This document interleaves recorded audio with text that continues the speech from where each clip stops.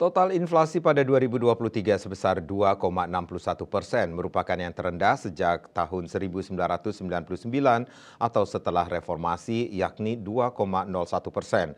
Hal itu disampaikan Menteri Perdagangan Zulkifli Hasan saat paparan Outlook Kementerian Perdagangan 2024 di Jakarta, dikutip dari kantor berita Antara.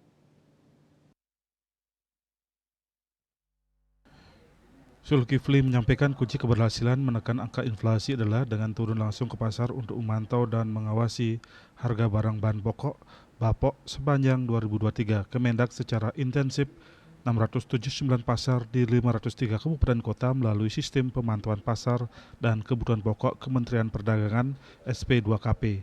Lebih lanjut, Kemendak juga bekerjasama dengan Badan Urusan Logistik Bulog dan Badan Pangan Nasional Bapanas.